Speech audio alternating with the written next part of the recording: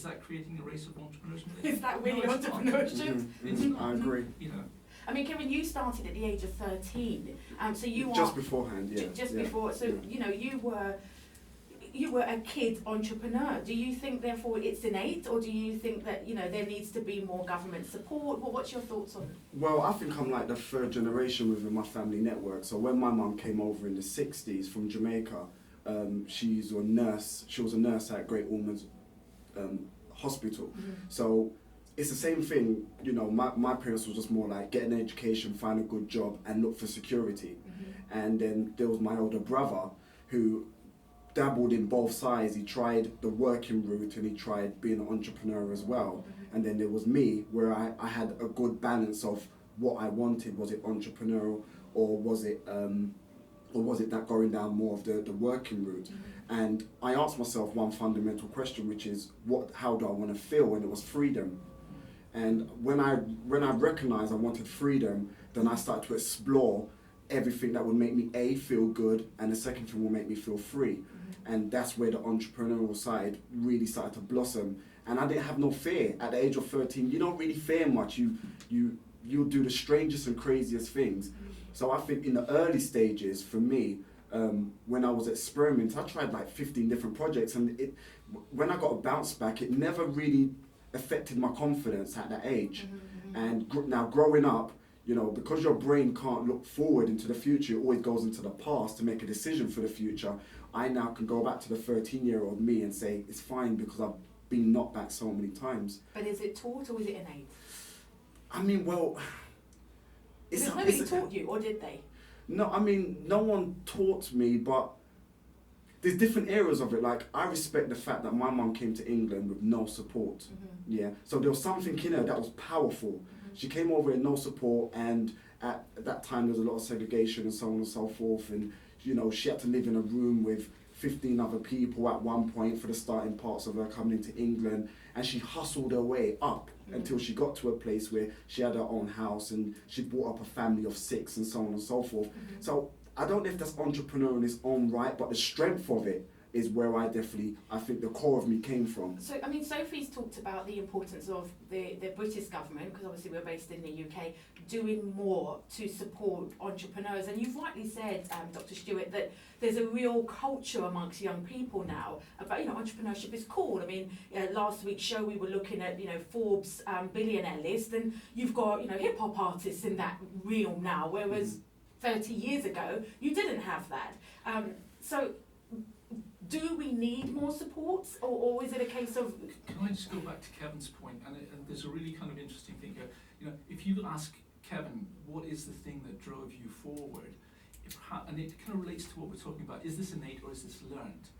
What you will find often with entrepreneurs is there's something deep inside them that pushes them forward. Mm-hmm. Whether or not that's to prove a point, whether or not that's to show that you can do it, whether or not to make your parents proud of you, there's often something in there.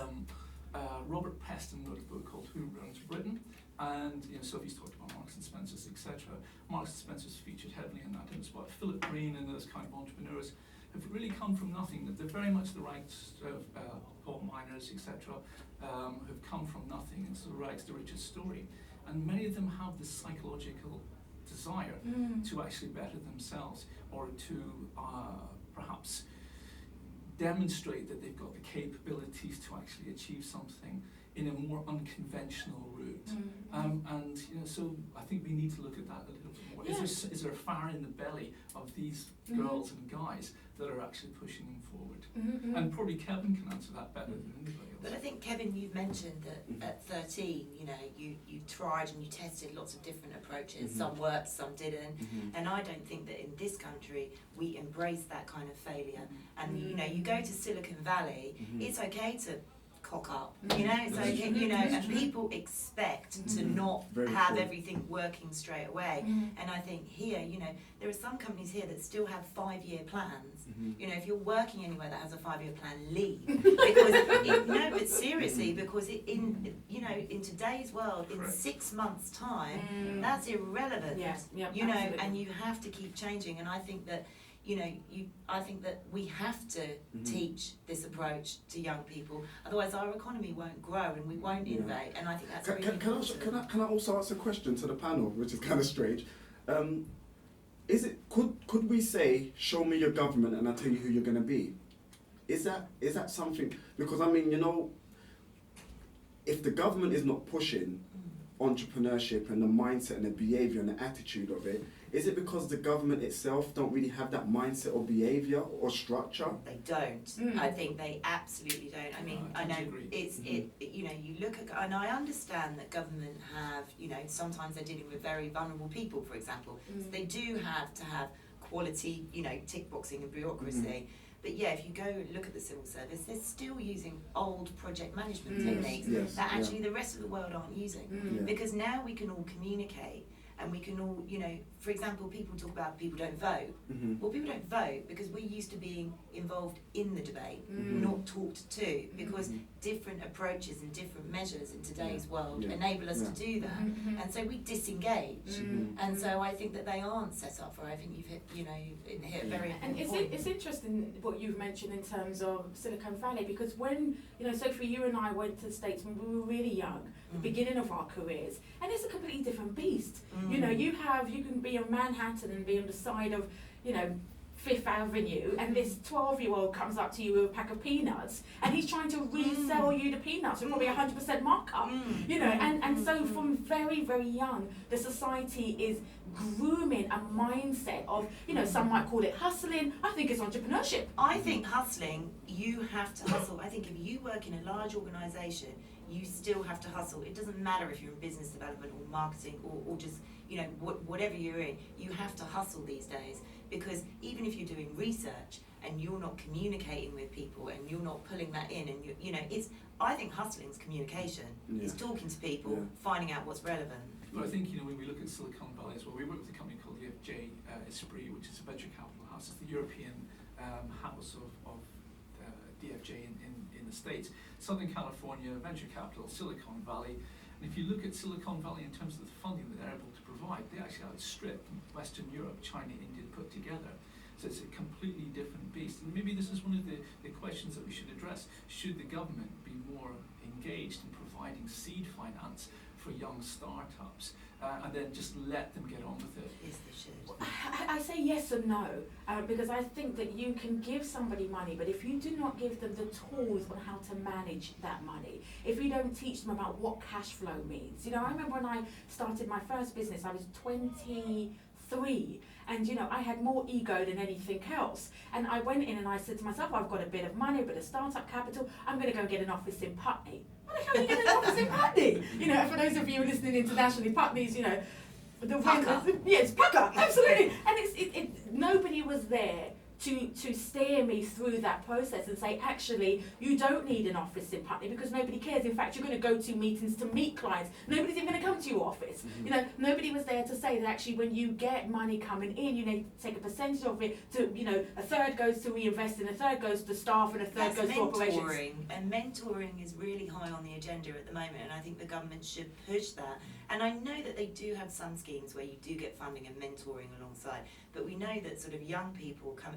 When I talk to young people now, I'm amazed that I was not as advanced in my thinking when I was, they've got access to so much information. And they talk about meaningful, purposeful, it's amazing.